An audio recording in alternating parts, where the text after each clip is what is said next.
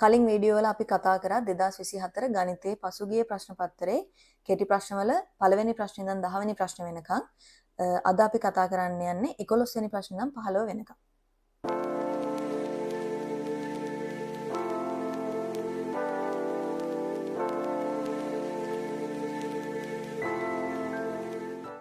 එකොළොස්වෙනි ප්‍රශ්නේ දීලා තියෙනවා මුහුණත් 4 1 3 5 7 ලෙස අංක කර ඇති නොනැඹුරු චතුස්තලාකාර ධාතු කැටයක් දෙවරක් උඩ දැමූ විට යටි අතට පිහිටන මුහුණතේ ඉලක්කම් දෙකෙහි එකතුව 10 ලෙස ලැබීමේ සම්භාවිතාවය සොයන්න. මොකද්ද කියන්නේ?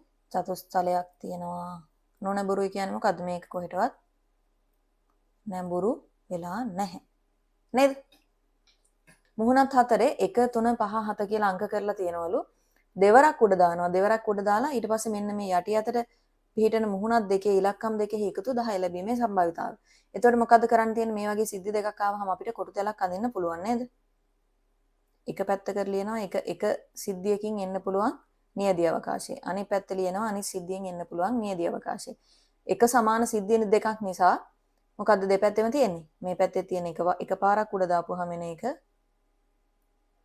මේ පැත්තේ තියෙන්නේ දෙවෙනි පාර උඩ දාපුවාම එන නියදී අවකාශය නේද? මෙයා පළවෙනි පාර, මෙයා දෙවෙනි පාර. නියදී අවකාශයේ එන්න පුළුවන් සිද්ධි ටික මොනවද? ප්‍රතිඵල ටික.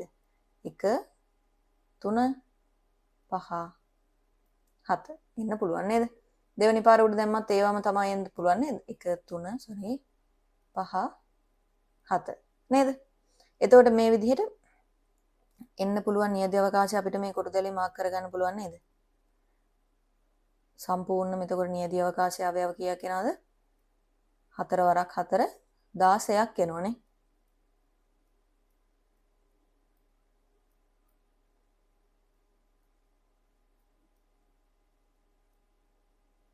ඔන්න ඔහොම. නේද?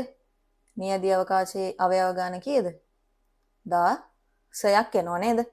ඊට පස්සේ ඒ දෙකෙහි ඉලක්කම් දෙකෙහි එකතුව 10 ලැබීමේ සම්භාවිතාවය කීයක්ද දෙන්නේ? 10 එන්න එක පැත්තක 7ක් වැටිලා අනිත් පැත්තේ 3ක් එන්න පුළුවන් නේ. 7 වැටිලා 3 එන්න පුළුවන්. ආයෙ මොකද්ද? මේ පැත්තේ 3 වැටිලා මේ පැත්තට 7 වැටෙන්න පුළුවන් නේද? ආයෙ මොකද්ද? මෙන්න මේ 5යි 10ක් කියලා එන්න පුළුවන් නේද? එහෙනම් අපිට අදාළ දීලා තියෙන අපි හිතමුකෝ සිද්ධිය මේ විදිහට A කියලා. ඒකට කීයක් ඇවිත් තියෙනවද අවයව? 3ක් ඇවිත් තියෙනවා නේද? එහෙනම් අපිට මෙන්න මේ ඉලක්කම් දෙකේ එකතුව 10 ලැබීමේ සම්භාවිතාවය කීයද වෙන්නේ? සම්භාවිතාවය කීයද වෙන්නේ? නියදී අවකාශයේ 16යි ඒකෙන් 3ක් තමයි අපිට එන්න පුළුවන් සිද්ධි තියෙන්නේ. හරි නේද? මේකේ මෙන්න මේ කොටු දලක් අඳිනවා ඇඳලා ඒ ටික මාක් කරනවට එක ලකුණයි. ඒකෙන් මේ සම්භාවිතාවය හදා ගන්නවට එක ලකුණයි. එහෙම තමයි ඒකේ ලකුණු දෙක ඇවිත් තියෙන්නේ. ඊට පස්සේ ඊළඟ ගාන 12 වෙනි ප්‍රශ්නේ රූපයේ දී ඇති තොරතුරු අනුව x යගය සොයන්න. මෙහි ABC සරල රේඛාවකි. මෙන්න මෙතන මොකද්ද කියන්නේ? ABC සරල රේඛාවක් කියලා කියනවා. මෙන්න මෙතන මේ ABD කෝණය ත්‍රිකෝණය මොකද්ද කියන්නේ? ABD ත්‍රිකෝණය මෙන්න මෙයයි මේ පාදයේ සමානයි නේද? එහෙනම් මේ ත්‍රිකෝණය සැලකුවොත් මෙයා සමද්විපාද ත්‍රිකෝණය. මේ ලොකු ත්‍රිකෝණය සැලකුවොත් මොකද්ද? ABC සරල රේඛාවක් නම් මෙන්න මේ පාදයේ සමානයි. එහෙනම් මේ ADC කියන ලොකු ත්‍රිකෝණයත් මොකද්ද? සමද්විපාද ත්‍රිකෝණයක් නේද? මේ ADC කියන ලොකු ත්‍රිකෝණය සමද්විපාද ත්‍රිකෝණයක්. ABD කියන චූටි ත්‍රිකෝණයක් සමද්විපාද ත්‍රිකෝණයක් නේද? එහෙනම් අපි දන්නවා සමද්විපාද ත්‍රිකෝණවල මෙන්න මේ සමාන පාද දෙක ඉස්සරහින් තියෙන කෝණ දෙක සමානයි. කියන්නේ මෙන්න මෙයාව දැක්කොත් ගත්තොත් මෙන්න මෙයාව ගත්තොත් මෙයා කෝණ දෙක මොකද්ද කියන්නේ? සමාන වෙනවා. එහෙනම් මේ කෝණේ කීයද? මේ කෝණේ 40යි නේද? ඊට පස්සේ ලොකු ත්‍රිකෝණය හිතුවොත් මෙන්න මේ ලොකු ත්‍රිකෝණය මේ පාදයයි සමානයි. එහෙනම් මේ පාදයට ඉස්සරහා තියෙන මෙන්න මේ කෝණය මේ පාදයට ඉස්සරහා තියෙන මෙන්න මේ කෝණයට සමාන වෙනවා. එහෙනම් මෙයා 40යි නම් C කීයද මෙයා? එයත් 40යි නේද? හරිද? එතකොට ওই දෙක මාක් කරත් කමක් නැහැ රූප සටහනේ. එතකොට අපිට තේරෙනවානේ මෙයා 40 කියලා අපි හොයාගත්තා කියලා. ඊට පස්සේ මොකද කරන්න තියෙන්නේ? මේ ලොකු ත්‍රිකෝණය සලකලා අපි මේ කෝණය දන්නවා මෙන්න මෙතන කැඩිලා තියෙන කෝණයෙන් එක කෝණයක් දන්නවා x තමයි හොයන්න ඕනේ. එහෙනම් මොකද කරන්න තියෙන්නේ? 180 කියන එක සමාන වෙනවා. ඇයි 180 කියලා ගත්තේ? ත්‍රිකෝණයක අභ්‍යන්තර කෝණවල අයික්‍ය කීයද? 180යි නේද? ඒ නිසා එහෙනම් මෙන්න මේ A කෝණය 40යි. C කෝණය 40යි. ඊට පස්සේ D කෝණය එක කෝණයක් x අපි දන්නේ නැහැ. ඒකේ අනිත් කෑල්ල කීයද? එතනත් 40යිලු. එහෙනම් ඒක හොයන්න තියෙන්නේ 40 80 120යි මේ පැත්තේ එකට එකතු කරන්න x මෙතන 180යි. එහෙනම් x කියන්නේ කීයද? 180න් 120ක් අඩු කරන්න කීයද අංශක 60යි. මෙන්න මේ කෝණ දෙක 40 කියලා හොයා ගන්නවට එක ලකුණයි. මේ උත්තරේ ගන්නවට එක ලකුණයි. ලකුණු දෙකක් හරිනේ. 13 වෙනි ගාන. මොකද්ද කියන්නේ? සර්වත්‍ර කුලකයේ දීලා තියෙනවා 0.74 නිකිල. අනිත් එක මොකද්ද? A කියලා දීලා තියෙනවා 0.74 ප්‍රථමක සංඛ්‍යා. B කියලා තියෙනවා 0.74 දෙකෙහි ගුණාකාර. මේ කුලකවල අවයව ලියද්දී අපි දන්නවා 0.74 කිව්වම මොකද වෙන්නේ? 0.7යි දෙන්නම අතාරින්න ඕනේ නේ. 0.7යි දෙන්නම අතෑරෙන්න ඕනේ. 0.74. හරිනේ. එහෙනම් අපි මේකේ උත්තර ටික ඊට පස්සේ මොකද කියන්නේ? වන විට පහත දී ඇති ප්‍රකාශ අතුරින් නිවැරදි ප්‍රකාශය තෝරා යටින් නිරක් අඳින්න. මේ තුනෙන් මොකද්ද හරියට දීලා තියෙන අපිට සම්බන්ධය කියලා තෝරලා යටින් ඉරක් අඳින්නලු. එහෙනම් අපි ওই ටික හොයාගෙන ඉන්න එපා ඉස්සලම නේද? පළවෙනි එක සර්වත්‍ර කුලකයේ අවයව ටික අපි ලිව්වොත් එහෙනම් 1 2 3 4 5 6 නේ. ඒ මොකද්ද? 0.74 ප්‍රථමක සංඛ්‍යා. ඒක ප්‍රථමකයක්ද නැහැ. 2 3 5 නේ. B 0.74 දෙකෙහි ගුණාකාර. දෙකෙහි ගුණාකාර මොනවද? 2 4 6. හරිද? පළවෙනි එක මොකක්ද අහන්නේ? A මේල B සර්වත්‍ර කුලකයට සමාන වෙනවද? පළවෙනි එක මොකද්ද? A මේල B. මේලේ නම් මොකද්ද? මේලේ නම් මාලය වගේ ලියන්න ඕනේ මෙන්න මෙහෙම පල්ලෙහාට මතක තියාගන්න. මේලේ නම් මාලය වගේ. හරිද? මේල B කිව්වහම මොකද්ද? මේ දෙන්නගේ මේ දෙපැත්තේ තියෙන දෙන්නගේ සියලුම අවයව ඇතුළත් කුලකේ. සියලුම අවයව මොනවද තියෙන? 2 තියෙනවා, 3, 4, 5, 6 ඔක්කොම තියෙනවා නේද? මෙයා සර්වත්‍ර කුලකයට සමානයිද කියලා බලන්න ඕනේ. 1 2 3 4 5 මෙතන 5යි මෙන්න මේ 1 කියන එක මගේ ඇරලා නේද සර්වත්‍ර කුලකේ. එහෙනම් මේ පළවෙනි ප්‍රකාශය වැරදි. ඊළඟ එක මොකද්ද කියන්නේ? A මේල B. ඊළඟ එක මොකද්ද කියන්නේ? A ඡේදන B 2 4 කියන එකලු. A ඡේදන B කියන්නේ මොකද්ද? A කුලකයටයි B කුලකයටයි දෙන්නටම අයිති අවයව තියෙන කුලක. 2 කියන එක දෙන්නටම අයිති. 3 සැලකුවොත් නැහැ, 5 සැලකුවොත් නැහැ, 4 නැහැ, 6 නැහැ. එහෙනම් මෙන්න මේ 2 කියන එක විතරයි. A ඡේදන B කියන කුලකයේ මොනවාද තියෙන අවයව? 2 විතරයි. මෙතන මොකද්ද තියෙන්නේ? 2යි 4යි දෙකම තියනවලු. එහෙනම් මේ ප්‍රකාශය වැරදි. එහෙනම් මේක අනිවාර්යයෙන්ම හරියන්න ඕනේ නේද? එනකොට අපි බලමු හදලා. n කියන්නේ මොකද්ද? number of elements නේද? කොච්චරක් මේ කුලකයේ අවයව තියෙනවද? එහෙනම් n a කියන එක අපි කොහොමද සලකන්නේ? මේ කුලකයේ අවයව ගාන ගණන් කරලා එන ඉලක්කම ලියනවා. කීයද? 3යි. එහෙනම් මේ n a කියන එක 3යි කියන එක තමයි හරි. එහෙනම් මෙතන හරියක් දාන්න නෙමෙයි තියෙන්නේ. මොකද්ද කියන්නේ? මේ ටික තෝරලා තුන්වෙනි එක යටින් ඉරක් අඳින්න. 14 වෙනි ගාන සුළු කරන්න කියලා තියෙන්නේ. මොනවද තියෙන්නේ? විජ්ජ ප්‍රකාශනයක් තියෙන්නේ. ගුණ කිරීම බෙදීම් තියෙනවා. සුළු කරන්න තියෙන්නේ. 3යි x වර්ගය ගුණ කරන්න 2y මෙන්න මේ බෙදීමක් තියෙනකොට අපිට මොකද කරන්න පුළුවන්?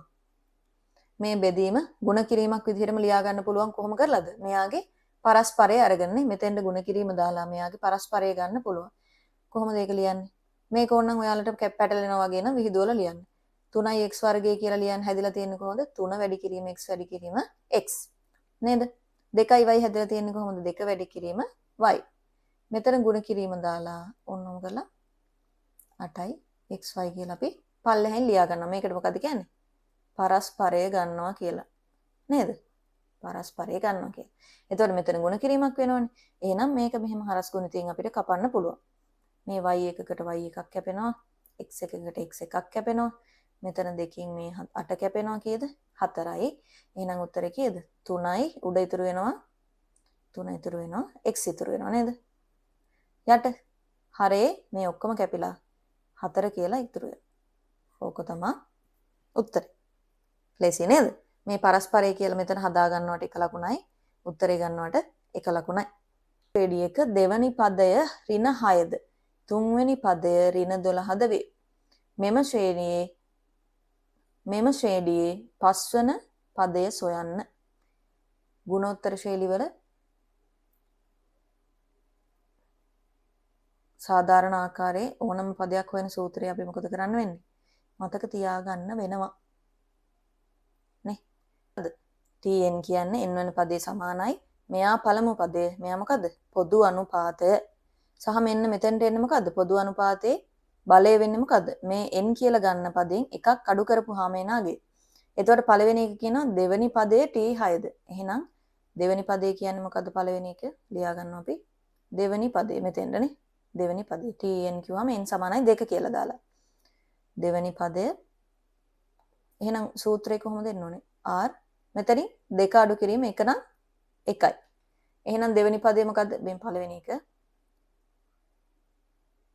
පළවෙනි සමීකරණය අපි ලියන්නේ.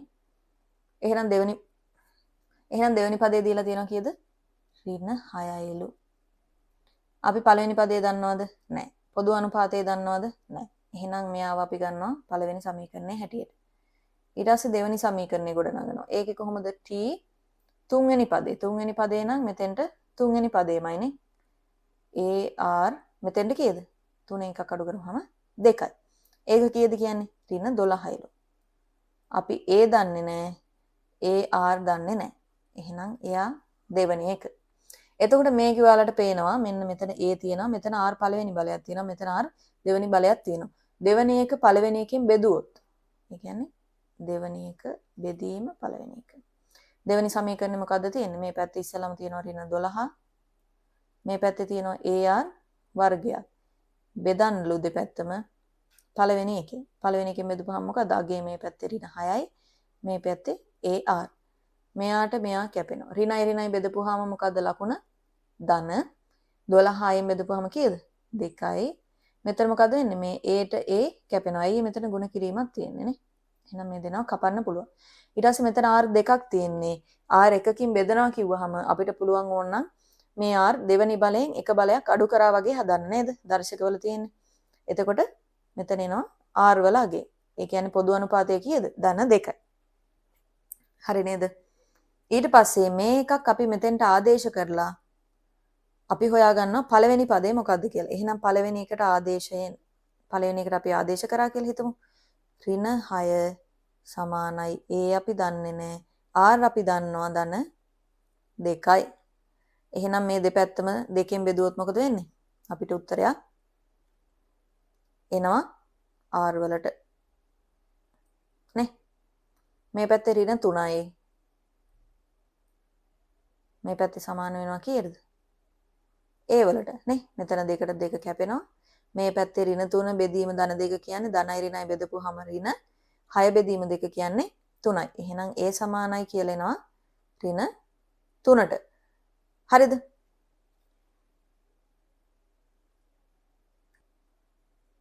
ඊට පස්සේ මොකද්ද කියන්නේ? පස්වෙනි පදේ හොයන්න කියලා. පස්වෙනි පදේ හොයනවා නම් මොකද්ද සූත්‍රය එන්නේ? t5 සමාන වෙනවා ar වල 4 වෙනි බලයටනේ. අපි ඒත් දන්නවා r උත් දන්නවා දැන්. a කීයද? ඍණ 3යි. r කීයද? ධන 2යි. ධන 2 4 වෙනි බලය. මෙතන ඍණ 3යි. 2 4 වෙනි බලය කීයද? 2 වරක් 2 4යි. 4 වරක් 2 8යි. 8 වරක් 2 16යි. ධන නිසා ලකුණේ මොකුත් අවුලක් වෙන්නේ නැහැ. 16යි. උත්තරේ කීයද? 3 වරක් 6 18න් අර දැන් එකක් ඉතිරි 3 වරක් 1 3යි. 4යි. ඍණ 48යි. හරි නේද? ඔන්න ඔය විදිහට 15 වෙනි ප්‍රශ්නෙට යනකම් අපි කරලා ඉවර කරගත්තා. මේ දැනුම ඇසුරෙන් ඕගලන්ට ලකුණු මේ වෙද්දි 30ක් එවිලා තියෙනවා. එතකොට අද අපි සම්භාවිතාව, කුලක, ජ්‍යාමිතිය, වීජීය ප්‍රකාශන, ගුණෝත්තර ශ්‍රේණි වගේ පාඩම් වල පොඩි පොඩි තියරි කොටස් ඉගෙන ගත්තා. ඒ ඇසුරෙන් කෙටි ප්‍රශ්න පහකුත් කරා නේද? ඒ වගේ 2024 පාස් පේපර් එකේ ඉතිරි ප්‍රශ්න ටිකත් මම වීඩියෝස් වලින් අප්ලෝඩ් කරන්නම්. ඒ නිසා channel එක subscribe කරලා තියාගන්න.